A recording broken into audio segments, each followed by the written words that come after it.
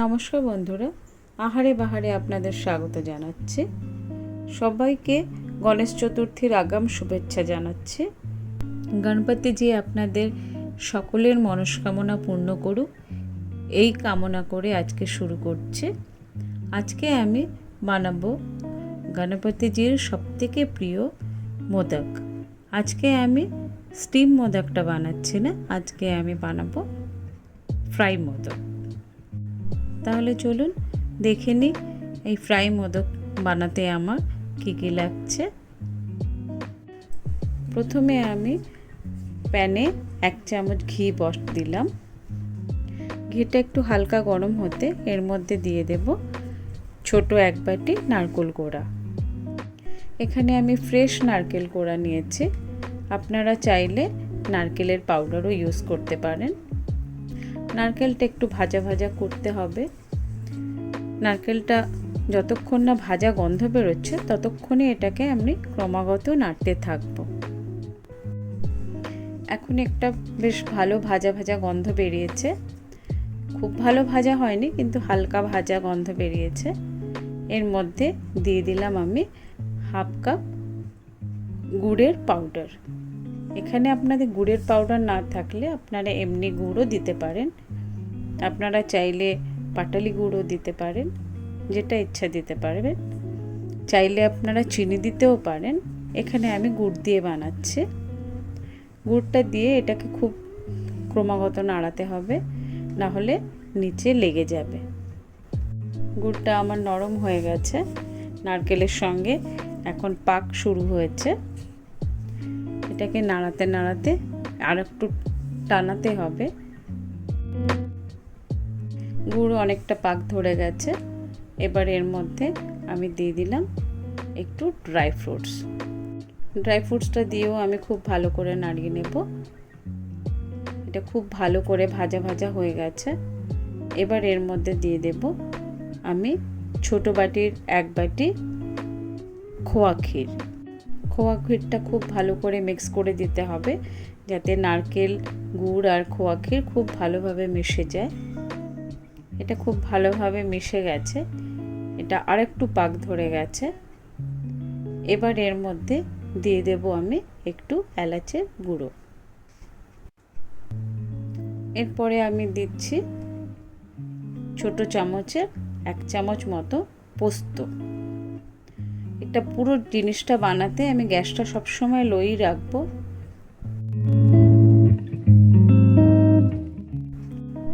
পুরটা আমার তৈরি হয়ে গেছে মোটামুটি। এবার গ্যাসটা অফ করে এর মধ্যে আমি একটু জায়ফল ঘষে দেব। জায়ফলের গুঁড়ো মানে গ্রেটার একটু ঘষে দিলে এর গন্ধটা খুব ভালো লাগে। পুরটা আমার রেডি হয়ে গেছে। এটাকে আমি একটা বাটিতে নামিয়ে রাখলাম। এদিকে আর একটা পাত্রে আমি 1 কাপ ময়দা নিয়েছি, দিলাম 1 চামচ ঘি।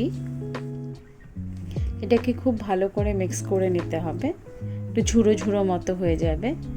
এমনভাবে হাত দিয়ে ওটাকে মিক্স করতে হবে যাতে মুঠ করলে একটু মুঠ হয়ে যায়। এবারে এর মধ্যে আমি একটু একটু করে জল দিয়ে অনেকটা লুচির মতন মেখে নেব।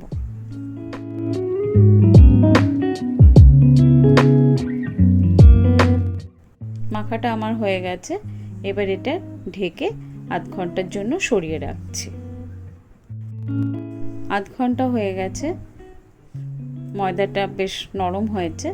এবার এর থেকে আমি ছোট ছোট লেচি বানিয়ে রেখে দেব। প্রথমে একটা রোল মতো করে নিলাম। এবার এটাকে ছোট ছোট করে একই সাইজে হওয়ার জন্য ছোট ছোট করে পিস করে কাটলাম। কেটে এগুলোকে লেচি করে রেখে দিলাম। সবকটা লেচি আমার হয়ে গেছে।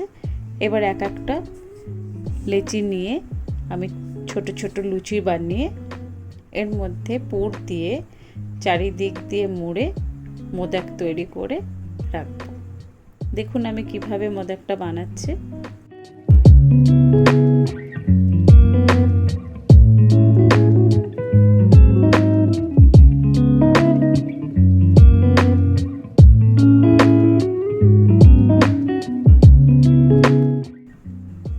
মোদক বানিয়ে রেখে দিলাম। সবকটা মোদক আমার তৈরি হয়ে গেছে। আর একটা কড়াইতে আমি বেশ অনেকটা তেল নিয়েছি। তেলটা খুব গরম করব না, মোটামুটি গরম হলে এক একটা করে মোদক ছেড়ে দেব। এবার একটা একটা করে মোদক ছেড়ে দিচ্ছি। আস্তে আস্তে এটা হবে, অনেকটা ঠিক সিঙ্গাড়ার মতন। এটা ভাজার জন্য লো টু মিডিয়াম ফ্লেমেই থাকবে।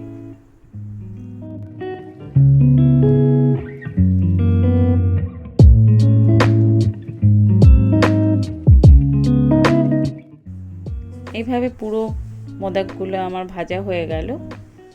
মোদকগুলোকে দুটো তিনটে করে করে তুলে আমি প্লেটে উঠিয়ে রাখলাম। তাহলে এই গণেশ চতুর্থীতে বানিয়ে ফেলুন মোদক। কেমন লাগলো জানাতে ভুলবেন না। ভালো লাগলে একটা লাইক করবেন, আমার চ্যানেলটাকে সাবস্ক্রাইব করবেন, বেল আইকনটা প্রেস করে অল প্রেস করবেন। তাহলে আমি যখনই কোনো নতুন রেসিপি আপলোড করি না কেন সবার আগে আপনার কাছে পৌঁছে যাবে। আবার নতুন কোনো রেসিপি নিয়ে হাজির হব।